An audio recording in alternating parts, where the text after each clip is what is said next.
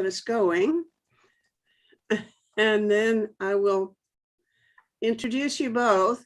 And we hope that Barry Stevens will show up, but I think by now we're giving up hope on that. It's going. Not very likely. Okay. So we are live now. Okay.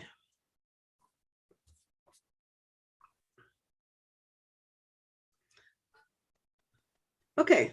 Hi, I'm Bennett Spencer, and today I'm in Toronto, and two of my friends are also in Toronto, but they have been places where I've never been. So I think we will probably talk about one of their trips, a recent trip, which must have been a real amazing adventure, not altogether pleasant adventure. This is, I have two friends who are joining me.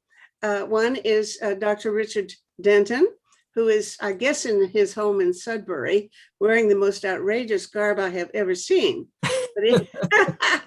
At least the most peculiar I've ever seen on him, because he usually looks like a normal physician, a very respectable guy, but here he is looking like with just in from bicycling 50K. 50K of bicycling, and this is a guy who actually can do that kind of thing. I don't know. I mean, I'm just overwhelmed with admiration, and it makes it all the better that you are wearing. Well, why are you wearing this thing? What is this peculiar thing you're wearing? This is a Rotary International jersey. Yeah. And I was doing volunteer work at our nursing home, where we also bicycle the residents around on what we call a rickshaw or a trishaw that has a little bench in front where the resident sits. And then I'm the rickshaw boy on behind, pedaling away. And I take them out for little rides up and down the highway so they get wind in their hair. Isn't that great? Wonderful. Do they wear bright colored t-shirts too? Well, it's a fairly large bicycle, and it has a little flag up the back. Mm-hmm. And then I've got my helmet, which has a flashing light on it so that we're very visible. Mm-hmm. And they have, of course, the resident has a helmet on, and they're seat belted in to the bike. But I took one little old lady who needed a crocheted blanket over her knees, and we went very slow at about 7 to 8K per hour. And then I took another gentleman who was a motorcyclist, but he'd like to go a little bit faster, but unfortunately we developed a flat tire. So now wait a minute, you do these guys one at a time, you don't take a whole bunch? Yes, one at a time. Okay. Wow, that is such a wonderful idea. That's swell, and you do it as part of the Rotary activity.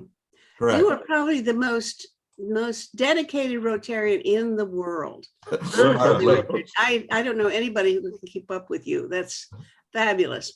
And here we now have a good look at Marty Klein's nose, and I think he's eating breakfast. Hi, Marty Klein. This is Professor Martin Klein, who's a retired history professor, University of Toronto, and his thing is Africa, and he knows all kinds of things, especially about, I guess, West Africa. More, right? Is that fair? I also know Richard Denton. That's right. Yes, we were on the same cruise ship together. That's what I'm going to talk about in 1 second, but let me also introduce my assistant, Adam Wynn, who is just absolutely the indispensable Mr. Wynn, because he saves the day 5 times a day. Okay, hi, Adam. Thank you.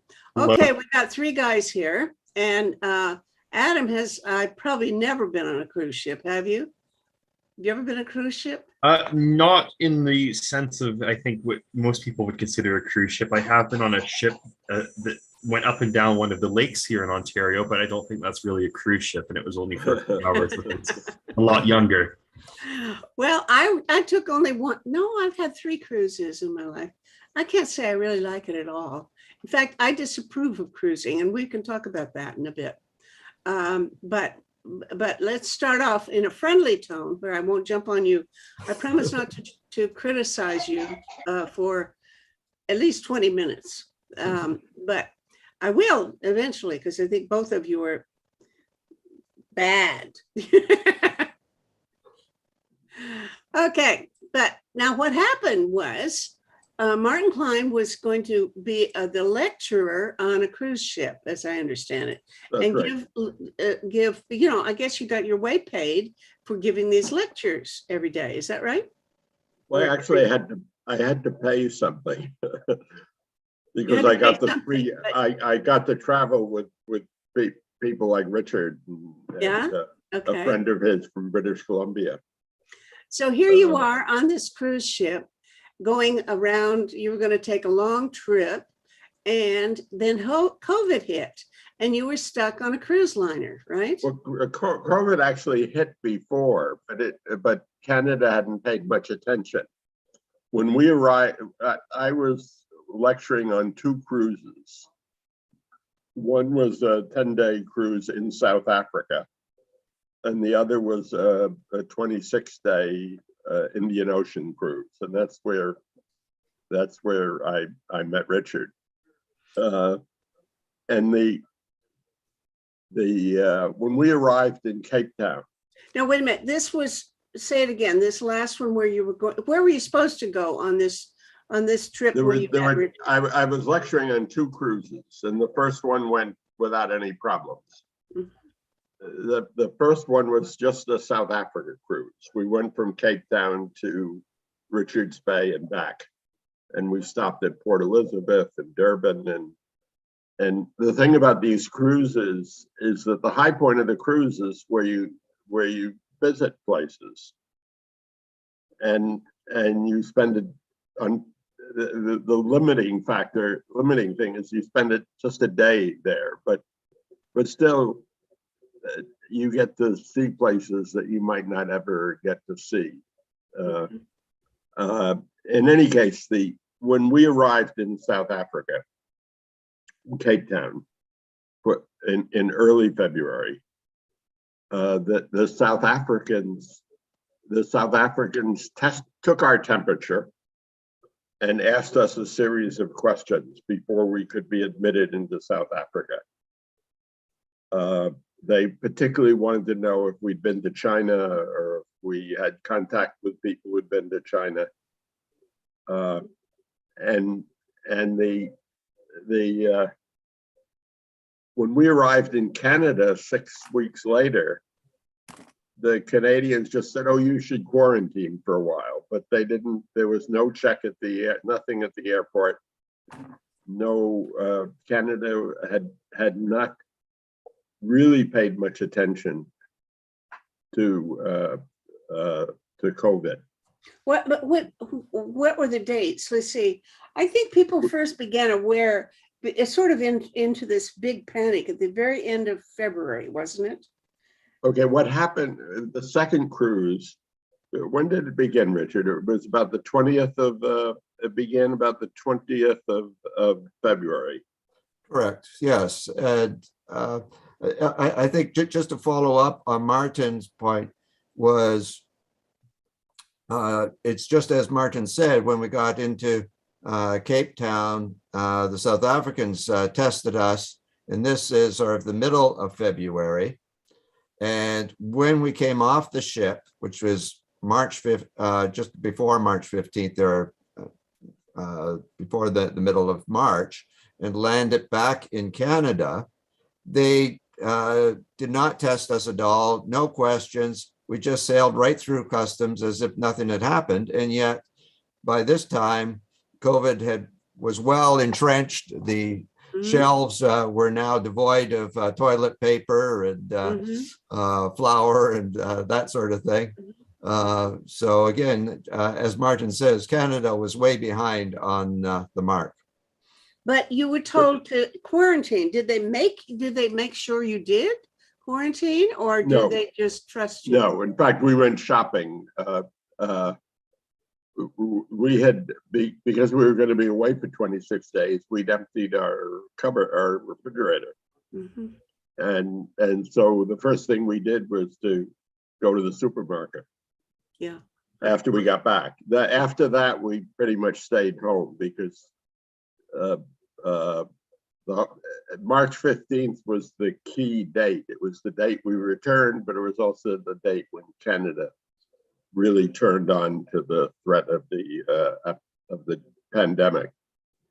In the Pacific, on our Pacific cruise, not Pacific, our Indian Ocean cruise, once we left, we started in Cape Town, and we were supposed to go to Madagascar, to Mauritius, to Sri Lanka, and to India, and to Reunion.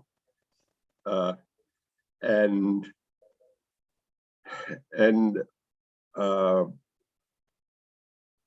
none of these countries had been affected at the time, but they were all by early March or by late February, all of them were very nervous about the pandemic, and for good reason. So that, Well, I think even most Canadians were nervous before, still in February, because I have not been out of my apartment since the last week of February.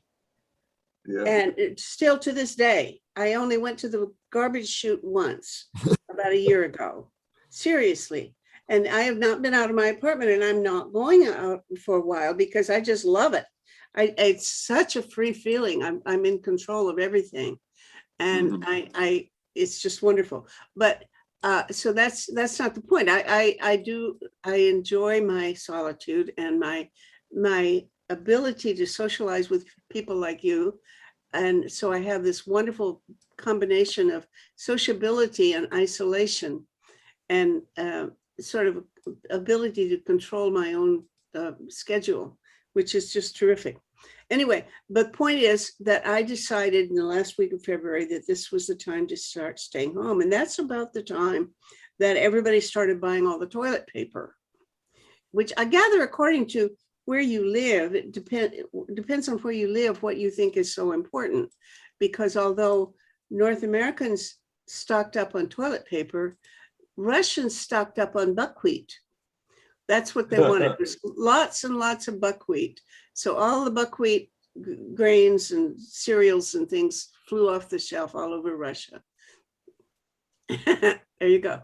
Anyway, so The other here thing you is guys- Lysol and disinfectants were very, very difficult to acquire for a while. And I remember walking through the grocery stores, and of course the toilet paper and the disinfectants are all in the same aisle, and it'd be just empty shelf after empty shelf after empty shelf from people panic buying. And then the stores tried to put, measures in that you could only buy one of them at a time and things like that. Okay, so you guys had not known each other, and you found yourself on the same ship. Where did you meet? At what point? And on the ship. I was one of the nice things about giving lectures is that you meet a lot of people very quickly, but people meet each other quickly on the boat because some people are there in groups, and some people, I mean, Richard and his wife were with an emergency. Is he an emergency room doctor? A doctor from British Columbia. Yeah, he was just doing locums back in those days. Well, and actually both of us were retired. So yeah, and so there's a lot of people with, but you meet people very quickly. And I was what did they call me? Dr. Martin. yeah, well, he's a real doctor. He's the PhD. I'm just a medical doctor. So, people who attended my lectures, or people who didn't, who attended, who noticed the publicity for my lectures, would approach me in the cafeteria or one of the restaurants. So we met a lot of people very quickly. yeah. We also, when Suzanne and I do these cruises, we like to meet people. We enjoy meeting different people. So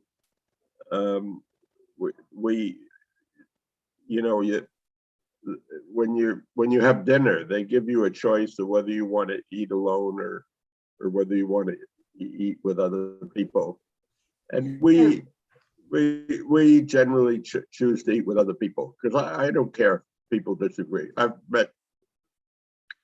We did have on one cruise, we had a right-wing couple that bothered my wife, but I enjoyed exchanging ideas with them. And certainly this cruise was a good one. Yeah. Uh, I've taken 2 cruises in the Caribbean, and one of which was a much longer thing. It was from Florida across the Atlantic, and then I think 17 days around the Mediterranean, stopping into various ports. And I had the idea that I was a single woman, and I would just find some other single people, another single woman on the cruise or something. And she and I, or some of us would go around town together whenever we would get off the ship and we'd go exploring. Well, I'd have company. Well, no, what happens is on these cruises is, in my experience, everybody is with a partner. They're only couples, and there probably were not, out of the 3,000 people on that ship, there probably weren't 2 single people in the whole lot, and they were not interested in traveling around with me. So I would go to lunch with or dinner with all of these people who were couples, but then if you get on a bus, they didn't talk to each other. A bus, the couples would sit together and they talk, like couples, but there wasn't any group activity at all. So I found it really not friendly and not a way to meet people. I mean, you could meet couples, but then it wasn't, there was a limit to how much interaction there was. So I didn't. A different, not only are there different cruise companies have their own personality, but different cruises. I was told after the first cruise that I would have a more interesting group on the second cruise. But what was interesting is partly that they had more money to buy a 26-day cruise. But it's true, there were a lot of I had a guy who had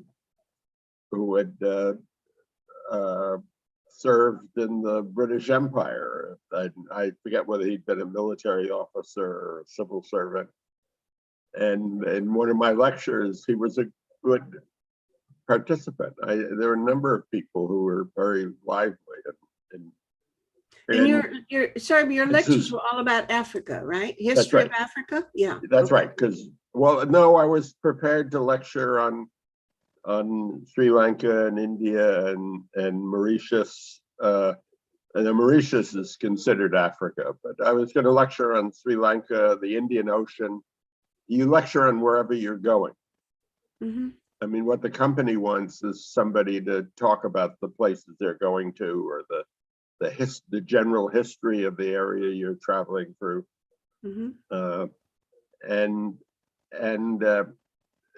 Suzanne and I go to different things because, like you, Suzanne is somewhat mobility limited, and on the we rarely go to the same. She will usually book a bus tour where she doesn't have to walk very much.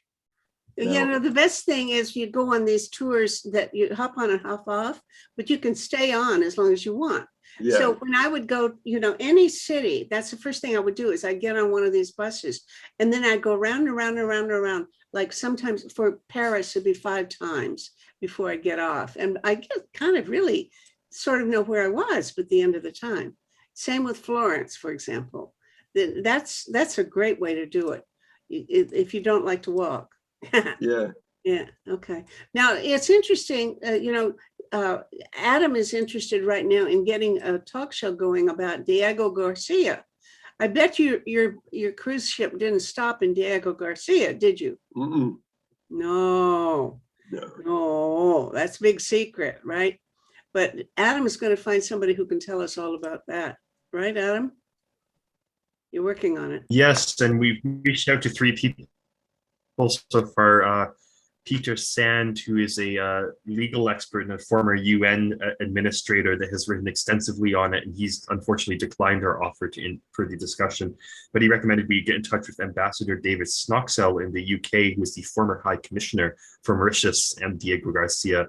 So I reached out to him, and then also David Vine at the American University in Washington, D.C., who has expressed an interest in participating. And he wrote the book, The Islands of Shame, which documents what has happened with Diego Garcia and the forced expulsion of the Chagosians and things like that. So it'd be a very interesting discussion, especially with how geopolitically sensitive that archipelago is. And apparently they moved all the people off so that they could have it for a completely military base. Is that correct, Adam? Yeah. Yes. Yes. Yeah. And you were telling me a couple of days ago that the Indian government has obtained or maybe always had an island where they're going to do the same kind of thing. What's the name of that one? Let me just pull up the name again. I'm less familiar with the India one, but Dr. Klein may have some input about Diego Garcia as well. If you, I know about Diego Garcia, not just stuff I've read casually over the years. That they emptied out all the people. They got rid of all the people. They moved them, and the people want to go back. And Mauritius claims Diego Garcia is part of Mauritius. So it's it's classic imperial stuff. I mean, Britain essentially lets the American. I don't know who is the sovereignty, but because I don't think it's American. I think the British are still sovereign, and independence becomes irrelevant when there are no people there. Yeah, Richard. Okay, so tell me about your adventure. You and Biz joined the cruise where? In Cape Town. We all got on in Cape Town, and then we were going across the Indian Ocean, and as Martin says, up through Sri Lanka, Cochin, Mumbai, and then ending up in Dubai. But what happened was the ports kept closing on us. We were able to go to Colombo in Sri Lanka and take on provisions, but none of the passengers were able to get off. But it was interesting, there was a Russian warship just ahead of us, docked at the pier, and all the Russians got off to be tourists for the day. So we saw them get. They were allowed, the Sri Lankans allowed the Russians, but not Western people off the ship? Correct. I didn't see the Russians, but you have that. They were very nervous. I don't know what their arrangements with Russia were, but these countries were all nervous. Ironically, we had been living in a bubble.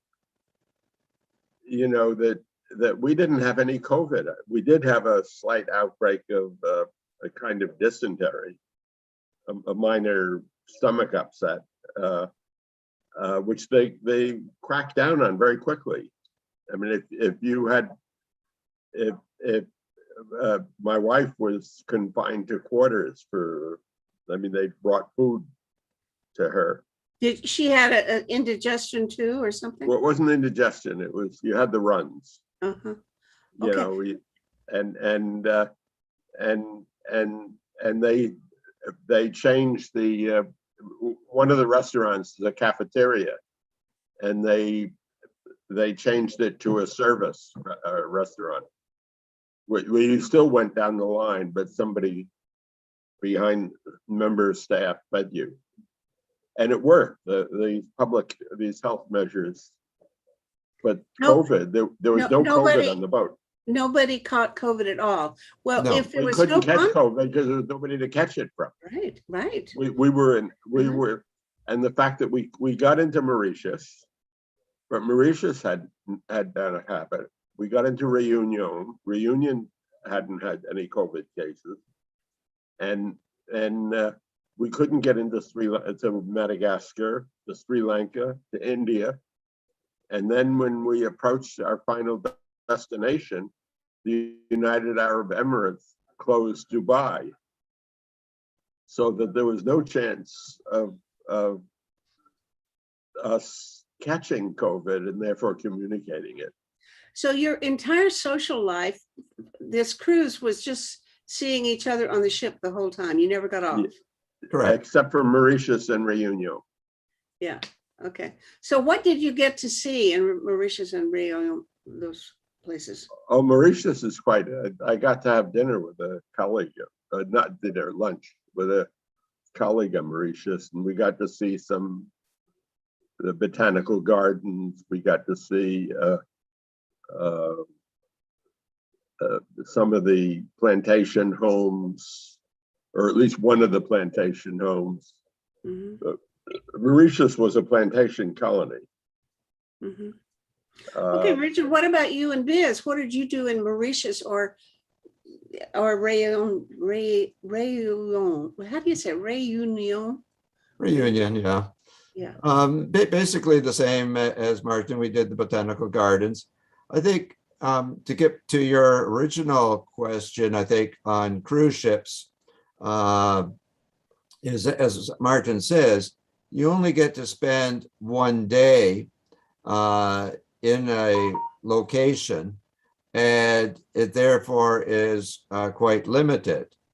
So it's not like doing volunteer work in Nicaragua or the Dominican or Jamaica, which I've done. And that way you really get to know the people.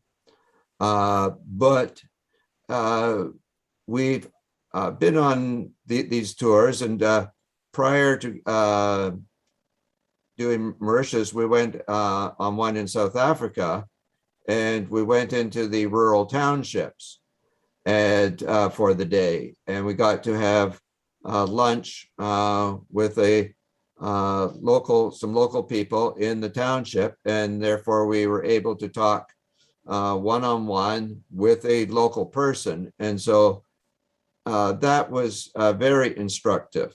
One, to see their home, have a tour of their home. It was interesting because we went to her home in a car with the chauffeur, and there was a second car behind us as, quote, the backup in case we got into any problems. Problems being what? Flat tires or armed guerrillas? What are you talking about? Either way. I've gone across the Sinai where there was an armed Jeep with a machine gun on front and another machine gun vehicle behind us as we traveled through the Sinai.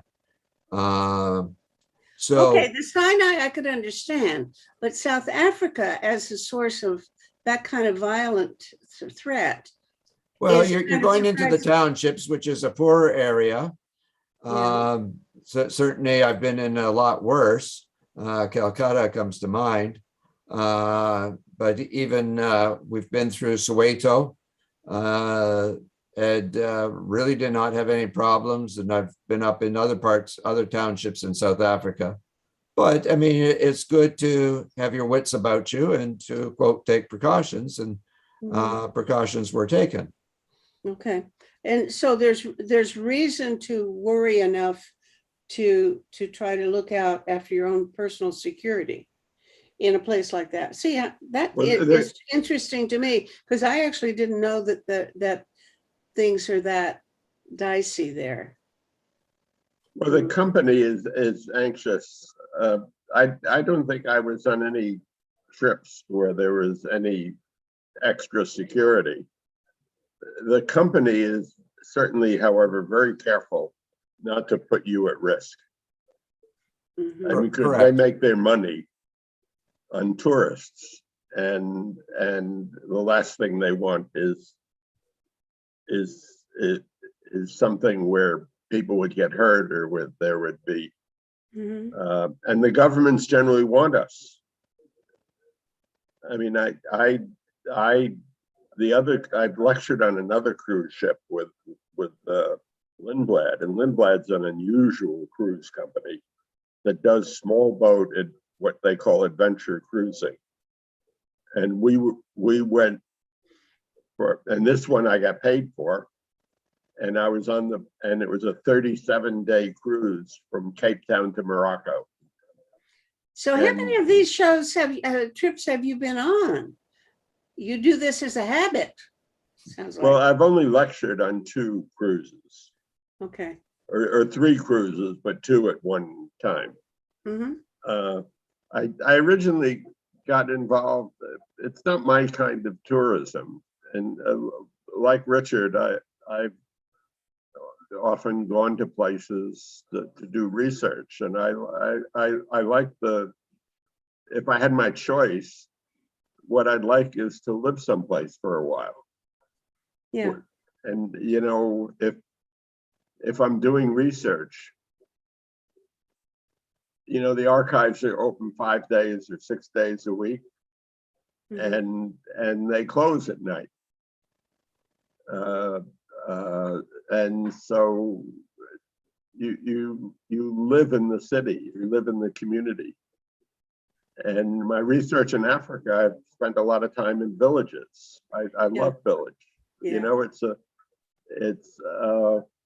but you get to know people, Mhm. you live there. On the other hand, my wife is not very mobile. Yeah. And she likes to travel. I mean, you can understand, because I think you're similar, and you're both older women Yeah. with mobility constraints. And Well, the cruise is a perfect thing for somebody like that. the because you cruise is perfect. Yeah, even if you're in a wheelchair, I think you could probably cope with it, Oh, because there are people in wheelchairs. There are people who don't get off the boat. Oh, really? Oh, yeah. Well, you but we guys didn't get off the boat. Sounds like you hardly We get got off the boat. If nothing else, if nothing else, she will get off the boat if we're in a town or a city, and walk a little bit, as much as she can walk, and then she'll sit at a cafe. Mhm. Whereas I'll take a cruise. I'll take a trip. When the year I spent in Berlin, we did a cruise of the Baltic, which is an area you know well. And I tore my meniscus. So I had arranged a walking tour of St. Petersburg, a bike trip in Helsinki. Mhm. And I had to cancel all of that because my knee got shot. But I did one down the Dnieper River, come to think of it. So that makes a number, about 5 cruises I've had. I haven't ever kept track of it before. Well, but- we did one. I was invited to a conference a number of years ago in Russia, and this was one of the first cruises. It may have been the first one we did, and we were trying to figure out how we could see more of Russia, Mhm. and we found that there were cruises.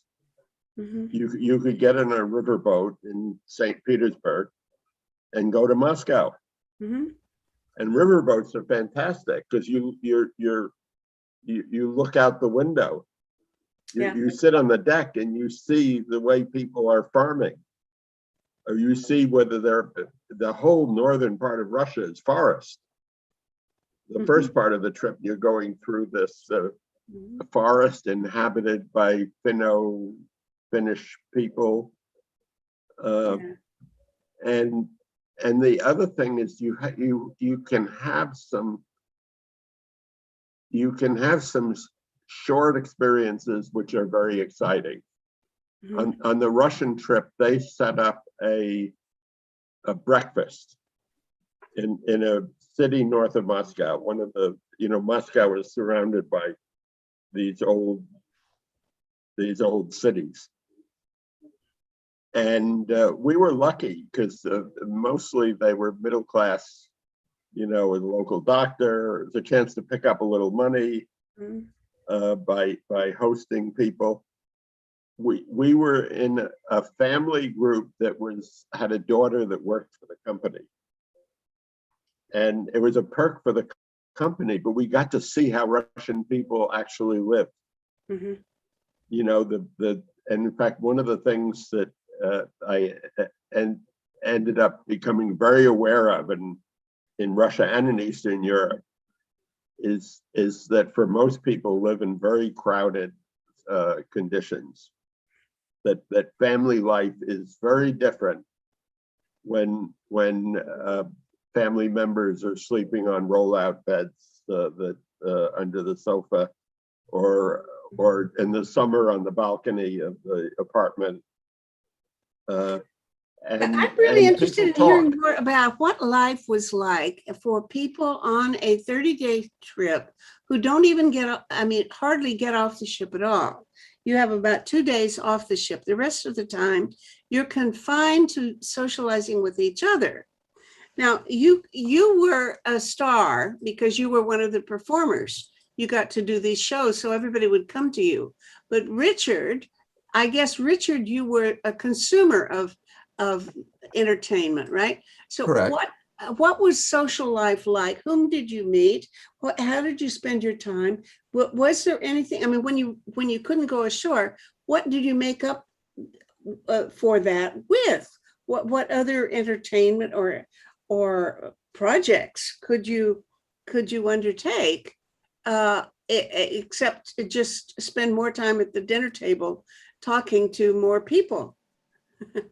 Well, certainly, I think, Meta, that is definitely for me, a foodie. It is a highlight. But, and as Martin says, cruise ships differ. So you have cruises like Cunard, where they do have a lot of professors like Martin giving very good talks on the ship, which you can learn about or learn from. So that is good. And then, of course, there's just relaxing and reading books yourself, which is what you can do.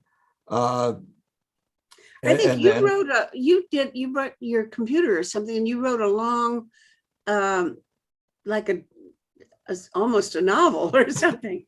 What did you write? Well, again, you write about what you're traveling and what you're learning about different venues. So I learned from Martin, obviously, and would write up his lectures. And I find it's beneficial to myself because it helps me to remember what Martin said. But two, I then, because it's on a computer, I can hit the send button and send it to my friends who want to know, what life is like in Russia and how people are sleeping on the rooftops or in the rollout beds. So this is where I think cruise ships are very advantageous, Meta, is by going to different countries and learning firsthand how people live. I think certainly, I watch travelogues and often to places where I've been and says, yes, I've been there. But at the same time, you don't get the ambiance. You're not eating the food. You're not smelling the aromas, the odors of a city. You're not hearing the bustle, the sounds of it. You're not driving through confused traffic and horrible traffic. When we were in India, an Indian who says, now in Canada, you have lines down the road. Do they actually mean something? Because in India, you'll have 5 cars abreast and they're all just going down the road and certainly not paying any attention to white lines on the road. So it's little things like that you learn about, and you learn it firsthand by observing it. I mean, as a family doctor, you do house calls And you learn so You much did? about your patients Have- on doing have a you house ever- call. Sorry, have you ever done that? As when you're on a tour, you're Oh, asked. to not do- on a tour, but as a doctor doing house calls, Oh, and as sure. Martin says, when you're visiting people and you visit people in their home, you learn so much more about the way of life. Yeah, absolutely. I quite agree. And it is a little hard to organize a stay, abroad if you have to rent a house and then arrange for somebody to translate for you and everything. Yeah. But I was just thinking what fun it would be for you to go around with another doctor who's doing house calls. Have you ever tried to do that? Because it'd be really, really interesting as a physician to just, tag along and see what the other guys are doing. Well, again, so I've got my Rotary shirt on here, and Rotary does these fellowship exchanges. And so I led a group study exchange to Tamil Nadu in India. And so I would, as a medical doctor, would be put up with a doctor. We had a Mason, and we tried to find other Masons for him to be put up with, and so that he would learn about stone laying in India.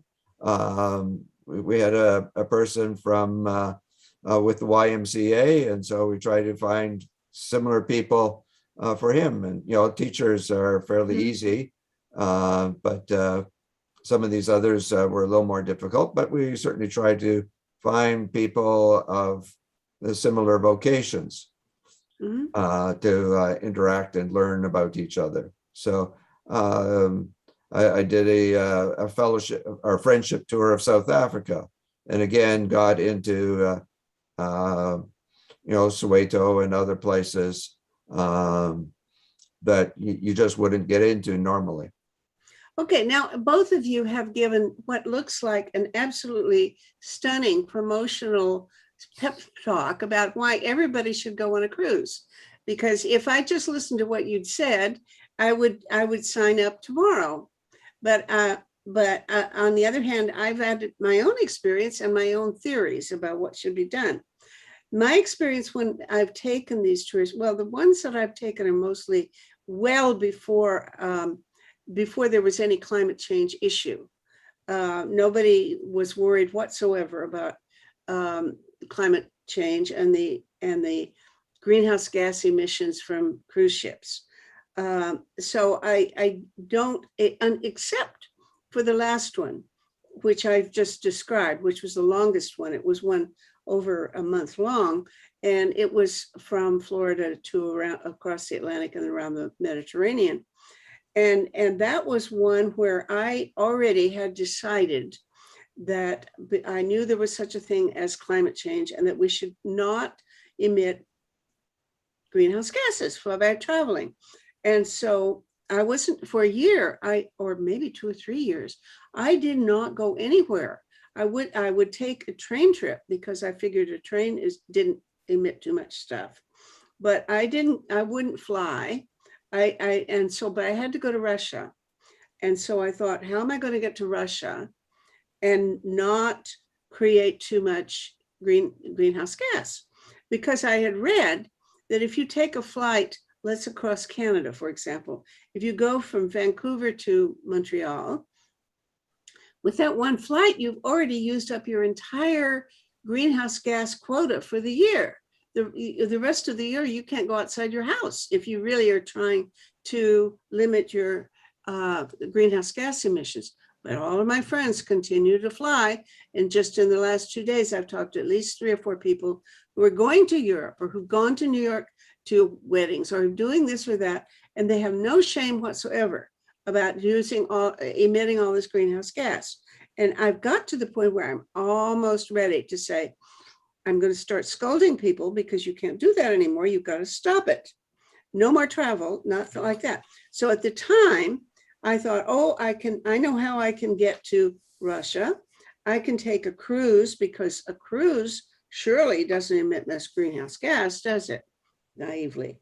And I'll take this cruise across the Atlantic and it won't be a flight. And then I'll take a train from Barcelona to Paris, and then from Paris to Kiev, and from Kiev to Moscow, which is that a train is a good thing. Okay, the train part I still would endorse because I think it's you don't use too much, emit too much per person. But I found out later that the cruise ships are the worst of all, that they use this stuff called bunker oil, and they emit the worst kind of greenhouse gas you can imagine. And the carbon footprint of taking a cruise is just horrendous. So I will never do that again. And I simply don't think that it is, I don't know what to do, because these companies that own these ships, how can they possibly be environmentally friendly? How can they possibly be sustainable? I don't think there is a way to be sustainable. I mean, they might be able to just park their ship in the harbor someplace and use it as a hotel so that people who want a vacation or something could go spend a night or two in their cabins and things like they would as a hotel. Otherwise, I don't see how it's sustainable. And even though I absolutely understand the value of going around and meeting people, I don't think you guys can do it anymore. So please, now you have a chance to defend yourself. Okay, well, maybe I'll start off. The country that is the greatest polluter in the world is China. But the country with the greatest polluter per capita in the world is the United States. So you can look at sort of total pollution, you can look at pollution per capita, and of course, on a ship, you've got thousands of people, and so you can look at it as per capita is it's maybe not that bad. Number two, I think the cruise lines have certainly improved their track record. It used to be that they definitely used the ocean as a garbage dump, but now they are much more environmentally friendly, and like many industries that they're doing that. And then we talked about COVID. To get on a cruise ship now, you have to be doubly vaccinated. And so they're mandating that. So plus they'll be testing very securely because, as Martin has said earlier, is they want tourists and they need to look after you, and security and safety is their prime concern, because that will definitely sink their ship, so to speak, if tourists are being harmed in any way or not having a good time, such as being locked in the room due to a pandemic. So they are very conscious about all of that. Now, I think that there are sort of the two aspects, as you say, Meta. I think that a friend of mine, a fellow Rotarian, has just brought an electric vehicle. He's getting solar panels put on his roof, and he's become a vegetarian. So he's an inspiration to me. He's a role model, obviously, to me. And I think that the more people that do this, then obviously the better, because people are numerous. And even though their carbon footprint is very small, it all adds up. But again, I would maintain that we also need to look at the large areas of pollution. The military, as an example, was excluded from Kyoto, was excluded from Paris. And the US military emits more greenhouse gases than all of Sweden. Mm-hmm. So you can look at it sort of from 2 points of view. One is the individual, and the more that individuals do to become vegans and vegetarians. I don't believe in veganism, by the way. I think people should eat meat, and that's a whole different thing. But nevertheless, okay. Finish your pitch. I can't help intervening with that, because I think that we absolutely need animals, and the idea of abolishing animals, large herbivores is a terrible idea. Anyway, but Adam is itching to speak. Adam, speak. Oh, I was just going to say, have you folks seen the article saying that some types of cruise ships have the daily equivalent emissions of 1 million cars?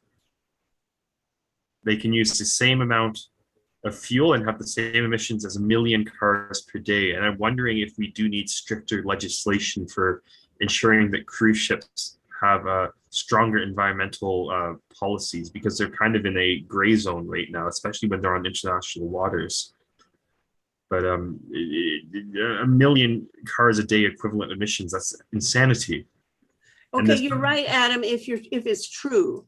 Now, if you can quickly find the source of that, we ought to, since that's an inflammatory accusation, which I've been flame throwing already, but you just poured gasoline on my fire. But you better find the source of that, because if 1 million cars per cruise ship, that is bad. And I don't think anybody can deny that it's bad. Either one of you guys. Luxury cruise giants emit 10 times more air pollution, specifically SOx, than all of Europe's cars. Say it again. Where's that from? I'm sending you the link in the chat, and that's sulfuric oxide. No, chats don't do any good. You got to say it and so on. So transport and environment, luxury cruise giant emits 10 times more air pollution than all of Europe's cars.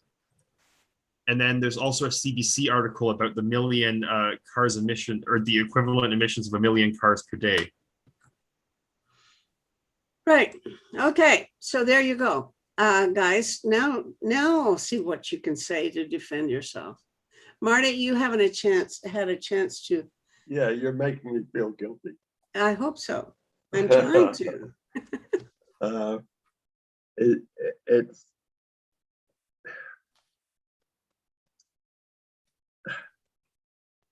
I'd have to examine this. I mean, I've already made there's another problem with cruise ships, and that is the impact on what, I don't know what you call it, major destinations, so that cruise ships are a threat to Venice. And I've twice been, and I would hate to deny myself the possibility of visiting Venice again. But because Venice is, it's a. Oh, Venice would be a special case, though. There's not many. Well, also Barcelona.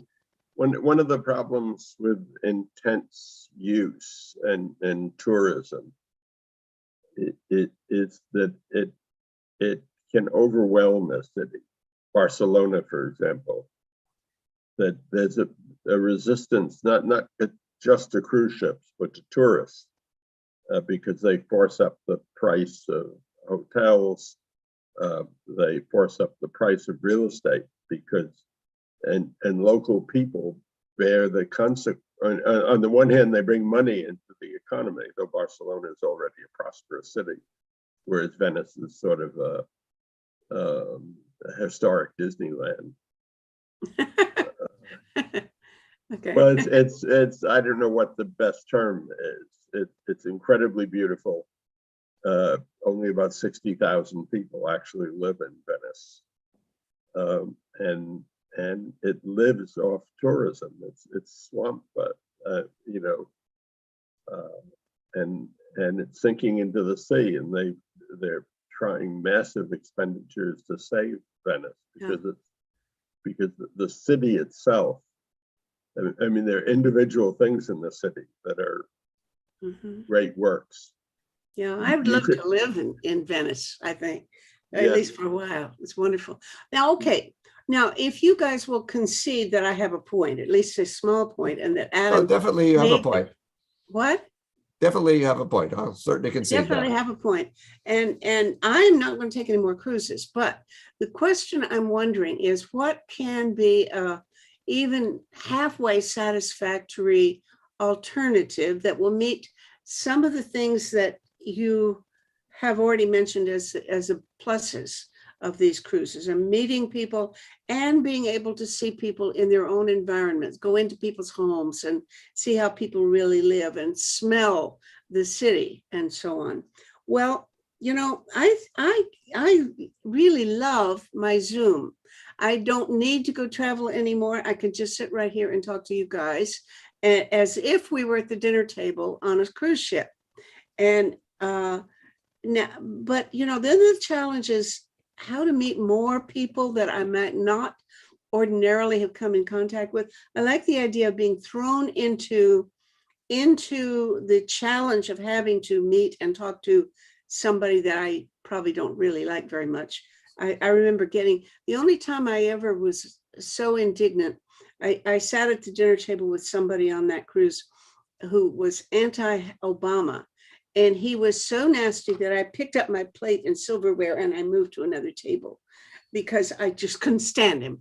But apart from that, I think I benefited from having to actually encounter people whose point of view necessarily didn't meet mine. And that doesn't happen necessarily on Zoom. I love the fact that I can control my contacts. I don't have to go out if I don't want to, and I can avoid things that I don't want to do. But really, I should be forced to do more contact with people that I disagree with or maybe even dislike a little bit. So I think that we got a good substitute for cruise ships, absolutely free, costs absolutely nothing to sit at your computer and talk to people in the other countries. Yesterday, or day before, I had my birthday party on Zoom, and I think I'm adding them up, counting them. I think I've received greetings from way over 100 people, but a lot of them, I think something like 70 or 80 of them were actually on that birthday party, and they came. But you know, you're sitting there and a lot of these people have these green screens behind them, which means fake. I like it when people show their actual background. And even if it's in a messy room, you know, and if they're really untidy, I don't care if it looks real. But you know, you can't hug people and you can't smell them and you can't taste their food. And so we've got to figure a big improvement on how to do Zoom conference calls that will make it possible for everybody in the world to do the equivalent of a cruise for free and not do any greenhouse gas emitting. All right. And I think your point, Meta, of meeting other people who have different ideas is also very important, because I think with computers, the actual browsers have their algorithms that give you information that you like, so they keep you in your own silo. And so I think that's something that you want to avoid, as you say. So I certainly applaud you on that. Okay, well, let's work on this. What do you think of the idea of having cruise ships parked in a harbor and then just become, they could be weekend adventure things where people come and just use it as a hotel, and they might have put on entertainments of various kinds, like hire Martin to come and give talks. So it would be just as good as if you were, you know, floating around the ocean or actually visiting these towns, right? Do you think anybody would want to go on a cruise that doesn't go anywhere?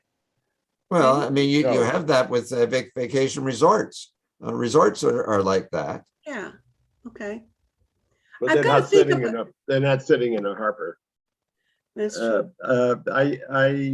I think people, you know, I think the people who cruise are still a minority of quote unquote people. They're even a minority of people who have money, because people have money do different things. Mhm. I'd be curious about the small boats versus the big boats. I'd be curious about measures which some of the companies claim they've taken, but I won't necessarily, you know, these are big companies that are trying to make money. That most of the big cruise ships in the world are owned by 3 companies who control a lot of other companies. Yeah. And this is a big business. Yeah. And I have maybe it's the social democrat in me, but I have a certain skepticism about big business. Yeah. But they provide me an opportunity to do something. I'm not, the things I've most enjoyed in life, the years I've spent in Africa, the year I spent in Berlin, the 4 months I spent in Australia. But then in Australia, I wanted to see Australia. And so we flew up to the Great Barrier Reef. We And flew emitted a lot of greenhouse gas. I Yeah, don't know we whether had- it was in the days before we had to worry about such things, but anyway. No, the greenhouse gases have been around for a while. No, we didn't It's really, I become don't more think pressing. we didn't worry about them for 30 years after we knew about them. And then only gradually became, and we're still not nearly enough aware of it. I mean, I myself, I'm oblivious to how much, what my carbon footprint is, and almost oblivious. But anyway, all right, I've gone as far as I can with this. I think we've both kicked it around a little bit. So let's all think about what we can do to make it possible for these big companies to still make a buck, but without taking people on these tours that I think everybody should avoid from now on. So you are all hereby appreciated for your contributions on this, and scolded for emitting anything. So enough for that. I'm going to say goodbye. Okay. Thank you. Okay. Okay. Thank you both. Okay. Thank Bye-bye.